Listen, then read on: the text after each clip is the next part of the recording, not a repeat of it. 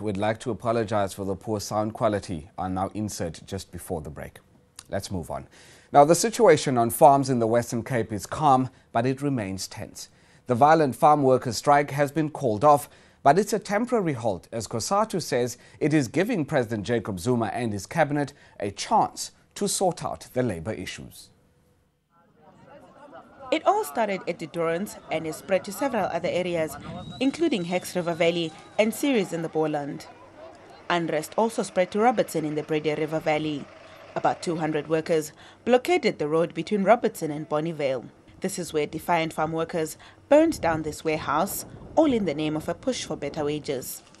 Millions of rands worth in damage was caused in the destruction of wooden crates, contents of a factory and a sawmill. Viljoen has been the epicenter of the farming chaos since last week, and as the sporadic violent action spreads, tires were burnt overnight, damaging roads and wheat crops in the town of Ceres. Farm workers are demanding 150 rand a day, up from 69 rand. In Viljoen in the Overberg, farm workers are demanding a wage of 200 rand a day, but farmers of affected areas believe the 150 per day is unreasonable. They blame unions and politicians for confusing workers. Now, while farm owners are blaming unions and politicians, the strike action was also uppermost on the minds of MPs during member statements in the National Assembly, with some opposition parties pointing fingers at the ruling party. The DA visited some of the Viljoen farms yesterday and was shocked to witness the full-blown intimidation campaign being waged by COSATU against farm workers who are reluctant to strike. So-called organizers were standing on street corners and telling workers that their house will be burnt or their wives would be raped if they go to work. This threat was carried out on Tuesday night when a farm worker's house was burnt. It is clear that the strikes are politically motivated. They are simply the latest installation in the ANC's campaign to make the Western Cape ungovernable, known as Project Reclaim. The Food and Allied Workers Union, a COSATU affiliate, yesterday announced a campaign of rolling mass action in support of the strike. This is despite Tony Ehrenreich's claims that the strikes were self-organized.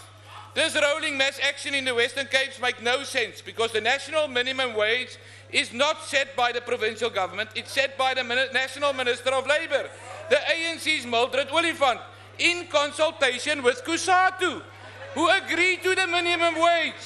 This reality is that this mass action is not about workers' rights at all. All evidence points to the COSATU orchestrated campaign to intimidate workers and destabilize rural communities in the Western Cape. The DA fully supports an investigation into working conditions on farms across the whole country. Farm workers directly support close to 1 million or 5 million people living in the Western Cape alone. We must do all we can to expand farm workers' opportunities and improve their life. It is despicable that COSATU and the ANC in the Western Cape continue to use farm workers as pawns in political strategy to win power. Thank you. Speaker, what the ANC and COSATU are doing in Viljoen is both dangerous and short-sighted. I'm not a spokesperson for the farmers, but I believe to create an impression that all farmers are bad employers and should be bankrupted is dangerous. We all acknowledge that historically farm workers have been exploited and treated badly, but the government made sure that they are covered by the labor legislation in this country. The fact that COSATU's leadership has opportunistically jumped onto the bandwagon and projected farmers and farm workers as enemies of each other is short-sighted, because we all know that after the strike, these farmers and farm workers will have to continue working together. The fact that a leader of the ANC, who is also a member of the National Executive of Government, also went there and instigated the workers just to become a rabble-rouser of the day is reckless.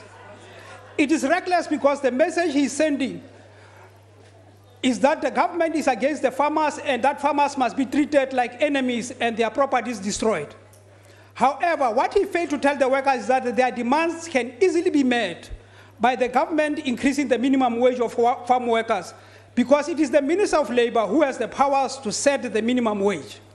If indeed Honourable Fransman really believed those workers must earn a salary as demanded by them, he should have called on his own government to increase the minimum wage to meet the workers' demands.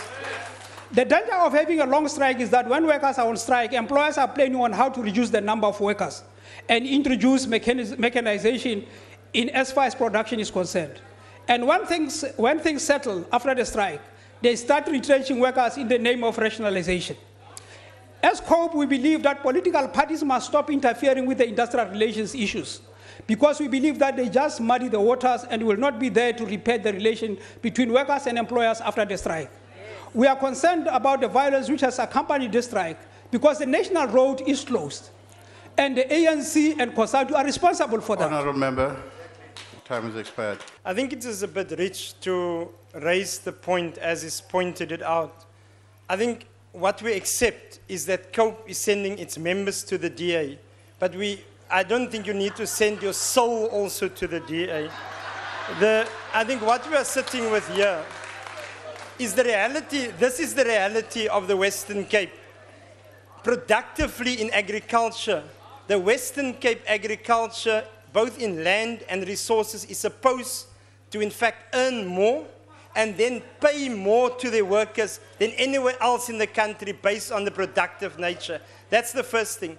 The reality of the Durance and other areas is the following. You've got a Order, honourable members, order. On average 60 rand, so the minimum that they are paying is between 60 and 69.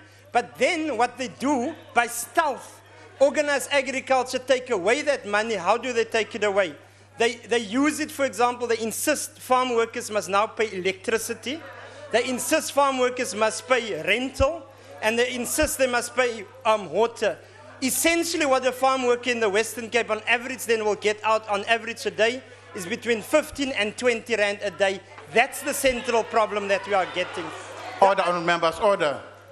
The other, now COPE must say, are they in agreement with that or are they disagreeing with that? The second issue, Honourable Speaker, is the fact that the DA in the Western Cape government is essentially led by farmers. That's the other problem. So the MEC for Agriculture is a farmer, and therefore he takes the side of the organized agriculture in the Western Cape.